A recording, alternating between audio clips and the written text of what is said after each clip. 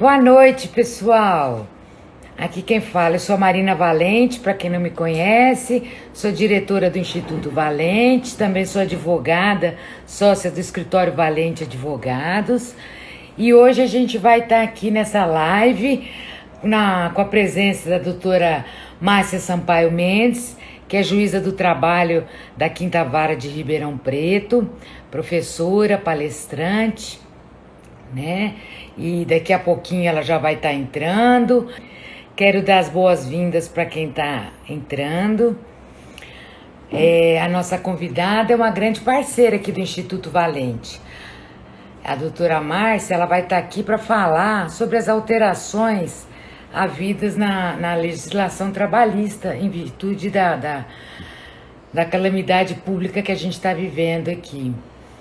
E com as medidas provisórias que foram surgindo, né? Surgiram várias dificuldades e obstáculos aí com relação à relação de trabalho entre empregado e empregador. O contrato de trabalho em si ficou mais flexível, né? Porque a medida provisória veio para preservar a renda e o emprego, para tentar ajudar nesse momento de pandemia. Então, a doutora Márcia vai fazer a explanação dela e depois a gente vai fazer as perguntas. Se vocês tiverem alguma dúvida, podem ir mandando por aqui que a gente vai anotando, que no final a gente vai fazer as perguntinhas necessárias para ela. Porque nesse momento, tanto empregado como empregador, tá todo mundo em dúvida aí com a relação de trabalho, o que pode, o que não pode, né? E então a doutora Márcia vai entrar daqui a pouquinho. Eu estou esperando aqui ela mandar o convite já para ela entrar. E no final da live a gente vai ter sorteio de 3 cursos aqui do Instituto Valente: Direito Esportivo, Inglês Jurídico e Novo CPC. Vocês têm que compartilhar, curtir a página e compartilhar com 3 pessoas aqui no Instagram do Instituto Valente, tá? Eu conto com vocês. Boa noite, doutora Márcia. Tudo bom? Boa noite a todos. É um prazer tê-la aqui no Instituto, nessa live. Estamos muito orgulhosos. Falei para o pessoal da sua expertise, porque a doutora é juíza do trabalho aqui da Quinta Vara de Ribeirão. Além de tudo, é palestrante, né? Professora. E hoje, acho que todo mundo vai querer tirar um pouco de dúvidas aí a respeito do tema aí, do problema da legislação trabalhista nessa época de pandemia. Então, quero Eu agradecer a espero sua ser útil. presença e deixo a palavra com a doutora. Eu espero ser útil. Agradeço imensamente o convite. Oi, doutora Nara, um prazer estar aqui. Herbert, um prazer te ver, pelo menos assim, remotamente. Nesse momento, é ainda mais importante que a gente faça as necessárias reflexões. Então, eu estou completamente à disposição. Então, doutora, a senhora poderia falar um pouco sobre essas alterações, as medidas provisórias que fizeram, que houveram em função da pandemia, né? Para evitar o desemprego, as empresas fechadas sem renda. O que a senhora poderia, antes da gente fazer as perguntas, falar um pouco Ok, sobre esse tema? ok. Eu vou tentar primeiro fazer um rápido quadro do inimigo que nós estamos combatendo nessa pandemia. O governo federal enviou uma mensagem ao Parlamento Brasileiro, ao Congresso, da qual originou o Decreto-Lei 6 de 2020, que decretou que estamos do período de 20 de março a 20 de dezembro de 2020 no que num conceito jurídico que se chama calamidade pública. Calamidade pública é um conceito jurídico que permite que governantes editem medidas provisórias, superem limites de gastos públicos, e então nós estamos vivendo esse período. E quem é que nós estamos combatendo? um vírus de rápida disseminação que atingiu o planeta inteiro, por isso chama pandemia. Pandemia, a ciência não diz que é quando é uma doença grave, é uma doença que atinge um território muito elástico, né? A pandemia não precisa ser grave, ela precisa atingir de maneira simultânea vários países e continentes. E o Covid-19, infelizmente, faz as duas coisas. É muito grave e atinge vários continentes de maneira simultânea. Muito Nós triste. nós imaginávamos que seríamos atingidos, mas penso que nós minimizamos de que forma seríamos atingidos. Nós já estamos em cerca de 500 mortes por dia e acabo de assistir uma entrevista coletiva com o ministro da Saúde. Ele disse que é possível que cheguemos a 1.000 mortes por dia. Então, isso não é para criar um quadro de desespero. Nós já passamos de 50 mil contaminados. A Senhor, né? ideia não é criar um desespero, é dizer por que o direito do trabalho foi fulminado, foi bombardeado com tantas medidas provisórias, com tantas regras. Algumas delas já chegaram ao Supremo Tribunal Federal, algumas delas foram pelo STF validadas e outras não. É um vírus de uma mortalidade muito grande, que cada vez que a ciência estuda, percebe quão letal ele é, né? E já não é mais só respiratório, quer dizer, de todos os ramos científicos, o direito do trabalho é o que foi primeiro impactado, né? Sim. Todo mundo precisou ir para casa. Como é que essas pessoas iam receber salário no dia seguinte? Esse ramo científico foi o primeiro a ser atingido. Por isso, no planeta inteiro, cerca de 85% da força de trabalho foi atingida pelo isolamento obrigatório ou recomendado. Então, 85% do planeta ou deveria estar ou está confinado. Esse é o quadro que o direito do trabalho enfrenta, né, que a Organização Mundial da Saúde sugere.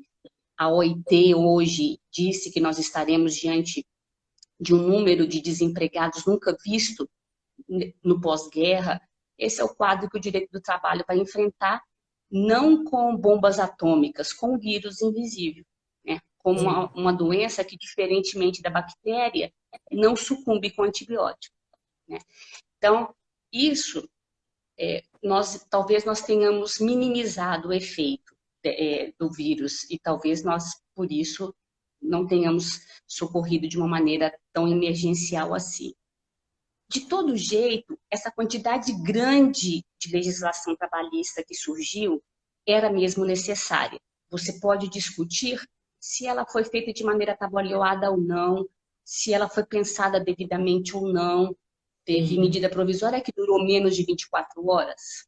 Verdade. Mas o planeta inteiro fez isso. Socorreu os mais vulneráveis de uma maneira ou de outra, em níveis diferentes de profundidade.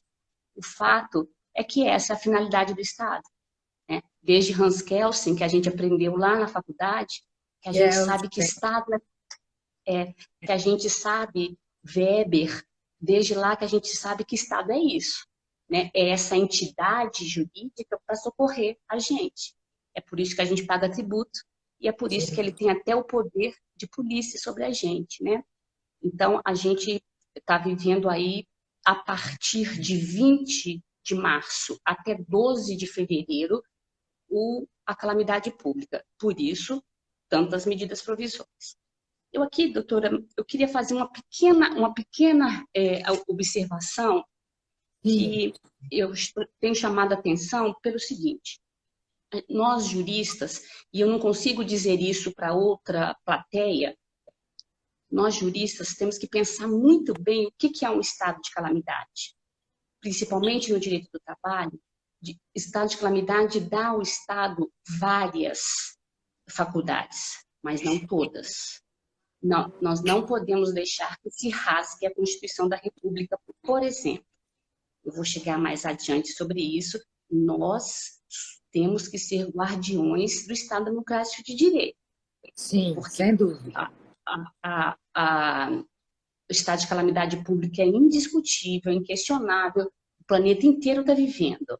mas nós temos um curso de direito para defender, 5 anos de faculdade, alguns de nós com pós-graduação, muitos anos de experiência, a maioria de nós não podemos rasgar e achar que o estado de calamidade pública outorga ao Estado tudo e qualquer coisa, né? Sim. O fato é que o governo federal, quando se viu de posse da declaração do estado de calamidade pública, editou uma medida provisória traindo para si o poder de declarar confinamentos em maior ou maior escala, e os estados também começaram a editar normas. O que a gente viu nos 15 primeiros dias após o estado de calamidade pública foi o governo federal editando normas, o estado editando normas e os municípios editando normas. Aquela confusão gerou um conflito de decretos estatais que foi parar no Supremo Tribunal Federal, que acabou decidindo pela competência concorrente. Então, em se tratando de saúde pública, de pandemia, como o Supremo já havia decidido em outras situações, ele entendeu que o município de Ribeirão Preto pode dizer sobre confinamento, o Estado de São Paulo pode dizer, e a Presidência da República também pode dizer. Isso nos obriga toda hora a estar diante de o prefeito libera e o governador não libera e o presidente da República libera, né? Imagino vocês atendendo ao cliente ao telefone Política. a cada 5 minutos, né? De todo jeito, imagino vocês como devem estar nessa situação toda aí, mas o Supremo entendeu que a competência é concorrente, nós vamos seguir aí. Supremo, que eu gostaria de fazer um registro, que quer a gente goste ou não da estrutura judicial brasileira, ele tem sido muito diligente. O Supremo, do início do estado de calamidade pública para cá, já fez várias manifestações rápidas, ágeis. Por exemplo, interpretando várias medidas provisórias, por exemplo, dizendo se igreja é ou não é atividade essencial, por exemplo, dizendo se o sindicato precisa ou não precisa participar da redução salarial, várias. Então, o Supremo, nós precisamos reconhecer que as instituições estão funcionando, embora em pandemia, embora isso está, as nossas instituições estão funcionando. As medidas provisórias editadas, eu pensei em separar em blocos, né? Quais são as alternativas que nós, juristas, podemos dizer para o vizinho, para o cliente, para o pai, para a mãe, quais que são as alternativas para o empresário e para o empregador que nos procuram. Então, nós vamos começar pela medida provisória 927, que estabeleceu 8 pontos que eu entendo que sejam essenciais para nós entendermos como que o Estado Nacional, como que o Estado brasileiro enfrenta essa discussão. Primeiro, por ser Estado de calamidade pública, estabelece que a lei, os acordos prevalecerão sobre normas coletivas, o que o patrão fizer. Antes disso, eu queria dizer, durante o estado de calamidade pública. Isso não é um cheque em branco que o patrão vai poder fazer para sempre, ad eterno. Não. não Durante a é calamidade pública, né? No máximo até 12 de dezembro, ou se o nosso parlamento disser que o estado de calamidade pública acabou, durante a vigência do Decreto-Lei 06, tá? De 2020. O receio não pode nem ir para trás, como uma das medidas provisórias autorizou a retroação da lei. Se a gente não tiver esse crivo de jurista, o leigo não vai ter. Nós temos que dizer que aprendemos na faculdade que lei é daqui para frente. Daqui para trás, não. Né? E nem para sempre, estado de calamidade pública autoriza algumas coisas, desde que existentes, aquela situação concreta e objetiva. Então, a 927, a supremacia do acordado entre empregado e empregador sobre normas coletivas. a possibilidade de suspensão de férias para atividades essenciais, é a ferramenta que os hospitais estão usando para para suspender de médicos e enfermeiros. Também, durante a pandemia, pode ser criado um banco de horas de 2 anos, de 18 meses, a partir do fim do decreto-lei. Isso vai dar 2 anos, e isso é a exceção da exceção, porque o 59 fala em 1 ano, agora é um banco de horas completamente elástico durante essa medida provisória. É um banco positivo ou negativo. Positivo para quem está construindo máscara, costurando máscara, envasando álcool gel no hospital. Positivo, criando horas. Ou negativo para quem está em casa acumulando horas. Também, né, na medida 927, o governo federal autorizou a suspensão de algumas medidas, e isso eu achei muito perigoso, relativo à segurança, higiene e medicina do trabalho. Por que eu achei perigoso? E pessoalmente acho mais perigoso do que reduzir salário? Porque nós estamos contra um inimigo que ataca a nossa saúde. E aí nós vamos flexibilizar regras de saúde, como exames médicos, admissionais, demissionais. Achei isso extremamente perigoso. Sim. Também relacionado à segurança e medicina do trabalho, essa MP determina que os mandatos da CIPA vão se estender até o final do estado de calamidade pública. O que faz sentido, porque como é que nós vamos agora chamar a eleição, fazer campanha de CIPA, não teria jeito. Essa MP permite que o empregador adie por 3 meses os depósitos do Fundo de Garantia referente a março, abril e maio. Também permite que os acordos e convenções coletivas, cuja vigência se encerrar nesse período, possam ser prorrogados pontualmente. E aí, acho que entra o nosso crivo de jurista, a MP fala no crivo exclusivo do empregador. Certo. E, por último, o 8º dos 8 sustentáculos, que hoje o Supremo Tribunal Federal entendeu ser inconstitucional, então vou dizer rapidamente, sem muitos comentários, que eventual contaminação do empregado pelo vírus Covid-19 não será considerado como doença ocupacional. Era evidentemente inconstitucional. Eu não posso dizer antes de entender qual que é a infecção do empregado, a contaminação do empregado, se aquilo era ou não era doença ocupacional. O Supremo, então, entendeu que isso era inconstitucional.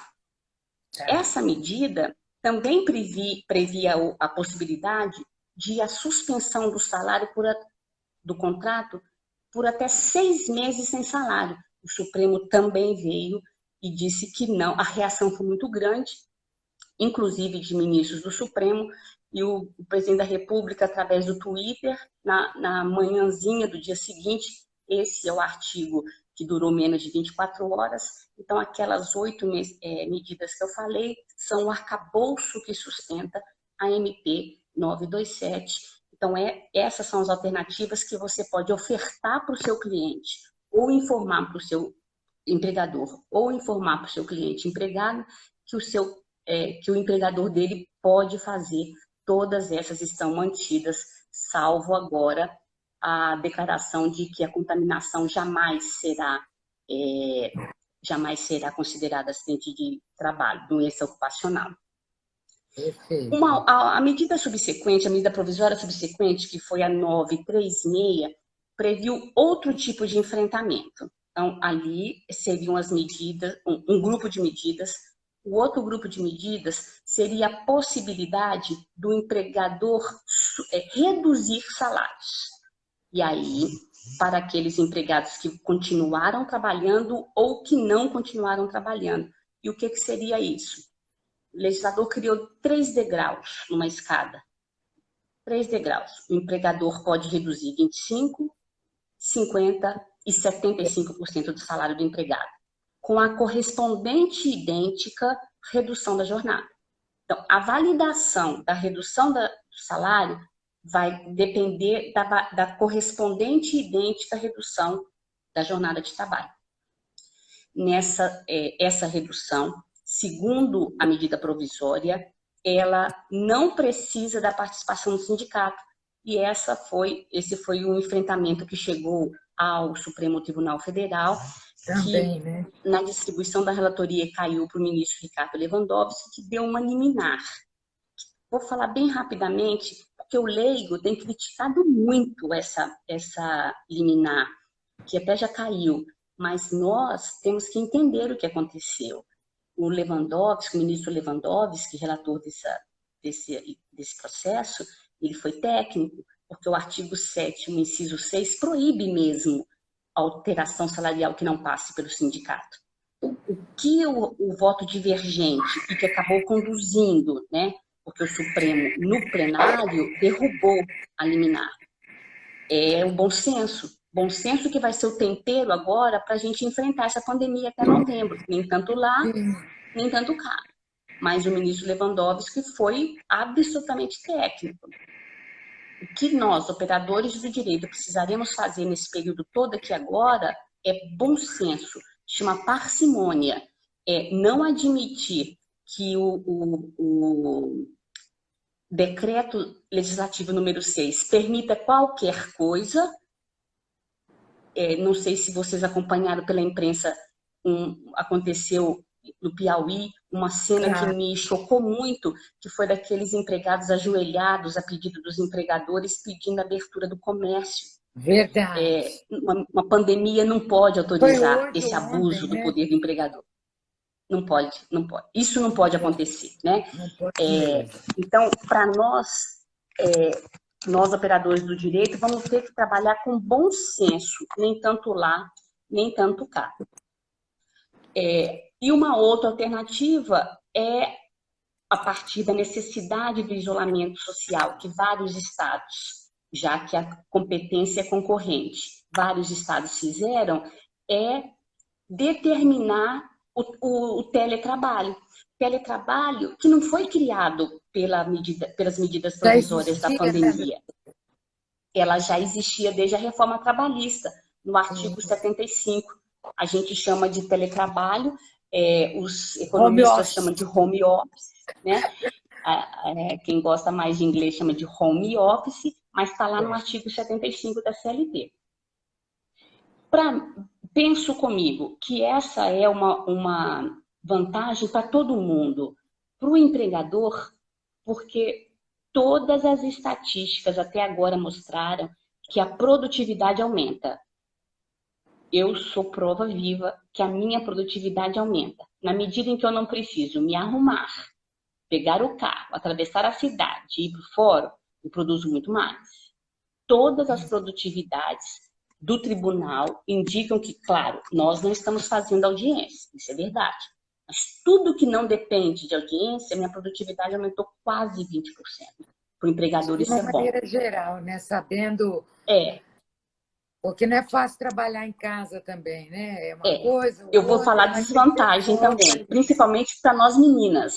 Exatamente. Né? Principalmente. Sobrecarga. Para o empregador também é bom porque evita o risco de contágio. Na medida em que eu não me exponho, eu também não adoeço, não me afasto do trabalho e não adoeço do trabalho. Outra vantagem para o empregador. Também eu gasto a minha energia elétrica, a minha água. Eu não gasto vale transporte e eu não gasto vale alimentação. Do ponto de vista do empregador, colocar o empregado em home office é muito bom. Do ponto de vista para o empregado, também tem vantagens, na medida em que, quando eu me acostumo com ele, eu começo a introduzir os meus compromissos pessoais de forma que eu não consigo, fazer quando estou trabalhando no fórum, na minha empresa. A desvantagem é que eu perco um pouco, se eu não tiver um plano, eu perco um pouco a noção do que eu estou à disponibilidade do empregador e o que eu não estou à disponibilidade do empregador. E aí eu posso ficar 10, 15, 20 horas trabalhando.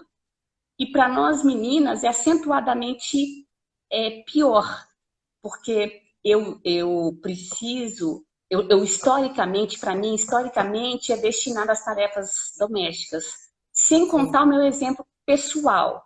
Meu exemplo pessoal é diferenciado, mas a maioria de nós não tem com quem dividir as tarefas domésticas. Então, filho perturba enquanto você está trabalhando, marido perturba, mãe perturba, o cachorro, e tudo é atividade nossa. Mas existem vantagens. E o terceiro agente aí do home office, que eu tenho sempre dito para empregador quando me pergunta, a melhor solução. Para o planeta e para a sociedade também é bom. Para o planeta, porque a gente diminuiu os índices de poluição até na China.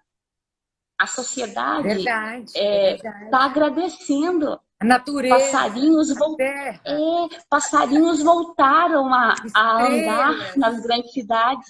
Então, estrelas de noite. o home office já estava previsto desde a reforma, tem sido, por mim, muito incentivado, porque é bom para todo mundo, pode sair daí um novo mundo do trabalho, eu imagino, né?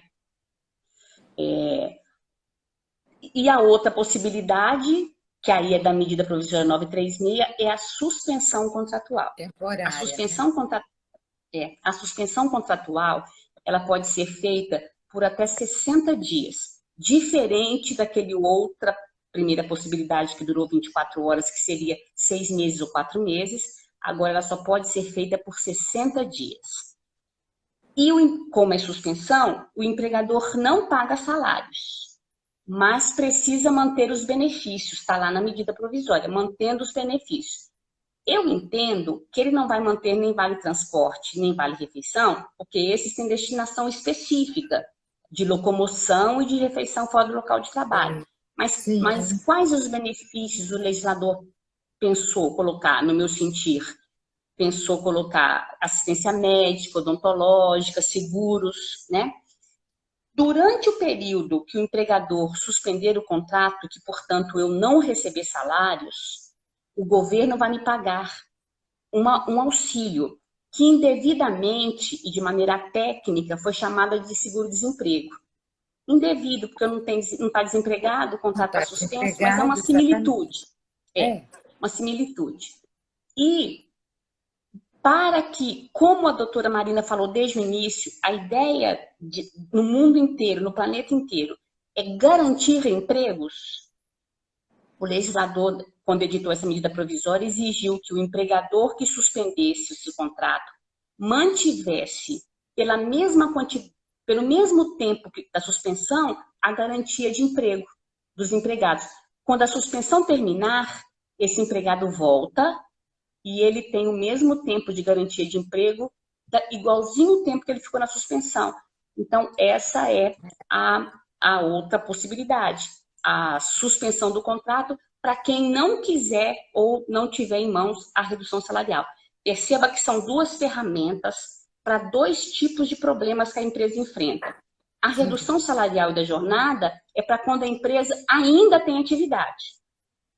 Então, eu tenho atividade, mas em quantidade menor, eu reduzo. Eu não tenho atividade, eu suspendo.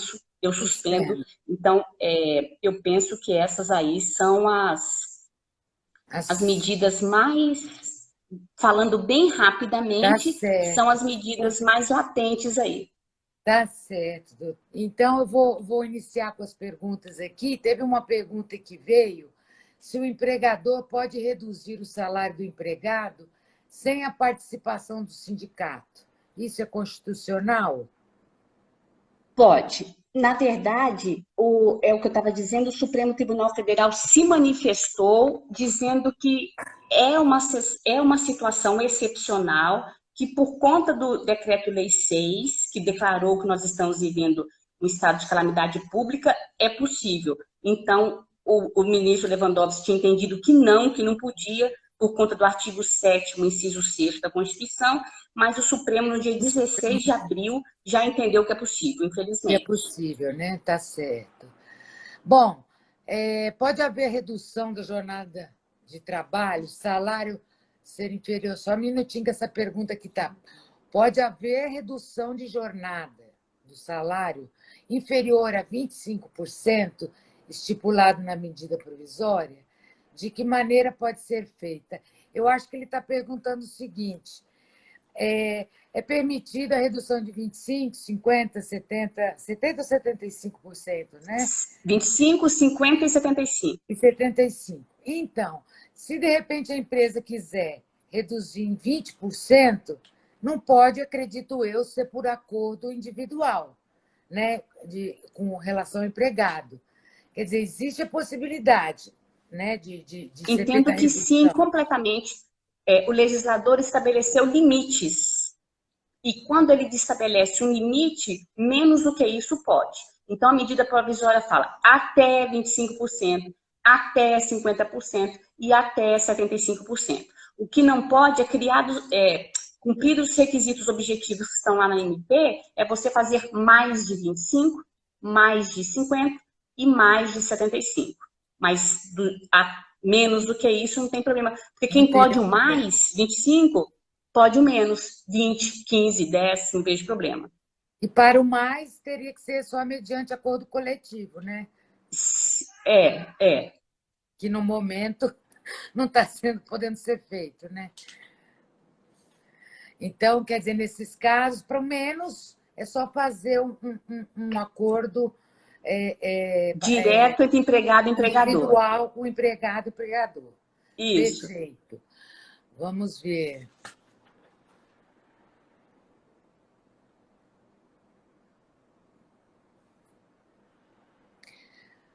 Na hipótese, de novo, mais uma pergunta que o povo está querendo saber da redução da jornada de salário dos empregados que exerçam cargo de confiança.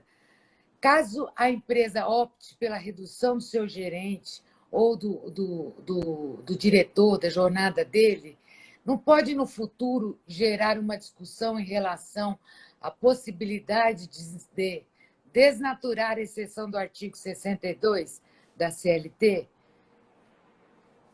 O que a doutora acha? O artigo 62 fala em cargo de confiança. Eu Isso.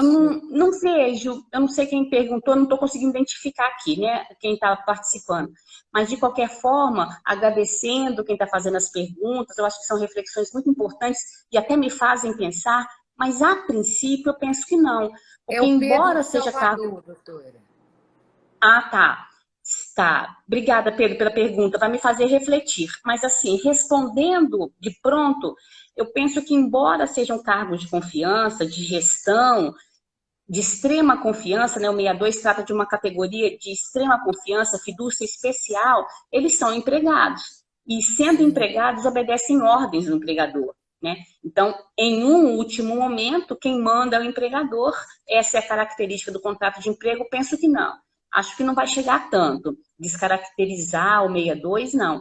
Desde que os outros requisitos que o 62 fala, cargo de gestão. Se os elementos caracterizadores do cargo de gestão estiverem lá, não vejo problema. Não vejo como descaracterizar. Perfeito. E a doutora tinha dito os benefícios aí com a redução da jornada e do salário. O vale alimentação para aquele trabalhador que tinha jornada de 8 horas e passou por uma jornada de 6 horas, ele vai ter direito a esse vale alimentação? Porque Se teve uma ele teve redução redução... de 25%. É, Ele vai trabalhar 6 horas. Entendi. Eu entendo que todos os benefícios devem ser mantidos. O legislador falou em redução de salário, mas não falou em redução de benefícios, falou em manutenção.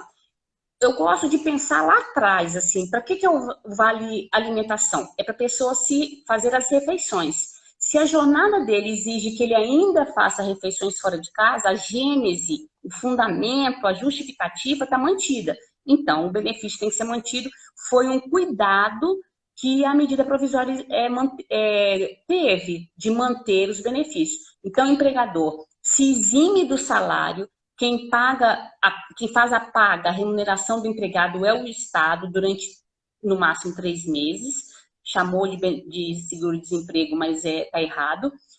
Agora, os benefícios é o empregador que paga e não imagino como ele poderia pagar menos o plano de saúde porque reduziu o salário. como poderia pagar menos o seguro de vida porque reduziu o salário. Sim, mas o vale alimentação, por ser uma jornada de 6 horas, seria bom que permanecesse. Eu penso que, como o legislador não criou exceção, não poderia mudar, porque é uma regra de muita excepcionalidade, né? Onde não está autorizado expressamente, eu penso que seria melhor o empregador não mexer. Não mexer. E nesse acordo individual, por exemplo, a empresa começa com 25% de redução de salário, só que a empresa começa a dar uma fundada, passar por dificuldade. Nesse mesmo acordo, não pode ter uma cláusula que permita que posteriormente passe para 50% ou 75%? Não tem exigência de prazo. Na minha opinião, o empregador poderia fazer outro acordo. Durante a vigência do Decreto-Lei 6, que é até 12 de dezembro, eu sinto que o empregador pode fazer outro acordo. E aí uma sugestão do ponto de vista... Uma sugestão do ponto de vista prático, ele fazendo acordos de prazos menores. Nós não estamos conseguindo prever a longo prazo nada, né? Tá certo. Temos mais uma perguntinha aqui.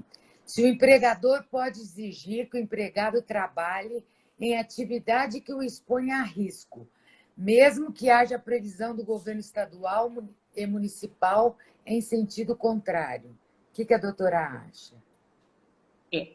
Por isso que eu disse que o Supremo falou que todo mundo pode legislar. Então, numa solução dessa, e eu precisei julgar um processo de um hospital que estava exigindo que enfermeiros trabalhassem sem EPIs, onde que a gente vai buscar? Se o governo federal pode regrar, o prefeito de Ribeirão pode, o Estado pode, cada um falou de um jeito, onde que eu fui buscar? Nos princípios constitucionais. E o princípio à vida e à saúde, para mim, falaram mais alto. Aí então, eu entendi que... Então, aí, voltando a ele, então, para mim, o empregado tem o legítimo direito de, inclusive, pedir a rescisão do contrato, está lá no 483 da CLT, em razão de estar sendo pedido dele. Ele tem o direito, imagina, de pedir a rescisão indireta quando são pedidos serviços além das suas forças físicas. Eu pegar mais do que 55 quilos, imagina eu correr o risco de pegar o coronavírus, né? Se fizer uma análise sistemática, eu penso que eu não pode ser considerado justa causa, não pode me obrigar, eu tenho o direito de me proteger. Tá certo, concordo. Tá. Com relação ao banco de horas, quais as modificações que foram autorizadas? O banco de horas, a medida provisória autorizou um banco de horas muito elástico, porque vão existir várias situações. Existe situação agora de empresa que está fazendo muita hora extra. Os hospitais, por exemplo. Os hospitais foram autorizadas jornadas de trabalho de 24 horas, plantão para médicos e pessoal de saúde de 24 horas, sem férias. Imagine a quantidade de horas que esses trabalhadores estão fazendo a mais. E tem alguns que não estão trabalhando nada, estão com débito de jornada. O legislador previu, numa excepcionalidade inédita, nunca havia acontecido, um banco de horas de 2 anos. A doutora Márcia está aqui mandando o recado que acabou a bateria do celular dela. Então, ela agradece a todos e o Instituto agradece também a participação dela. Foi uma satisfação estar com todos vocês hoje. E semana que vem teremos novas lives. Nos aguardem. Muito obrigada, doutora Márcia, pela sua participação. Sei que acabou sua bateria, mas a live vai ser gravada e depois nós vamos postá-las no nosso YouTube e nos demais canais aí do Instituto Valente. Viu? Temos o nosso curso novo CPC também para atualizar vocês. E em gravação, direito condominial, direito imobiliário, que está por vir, direito das sucessões e o direito também voltado para a Lei Maria da Penha, o direito das mulheres, que em breve a doutora Luciana, delegada da mulher, junto com a doutora Patrícia, estarão montando. E podem mandar sugestões também de lives, de cursos que vocês interessam através aqui tanto do Instagram quanto também através do nosso e-mail contato@institutovalente.com.br. A gente vai ficar muito feliz. Tornem-se nossos seguidores e dê o joinha, compartilhe com 3 pessoas. Boa noite a todos e muito obrigada e até a próxima live. Tornem-se nossos seguidores, contamos com a presença de todos vocês. É um grande prazer estar fazendo essa live com todos vocês. Um beijo no coração e até a próxima live semana que vem. Boa noite.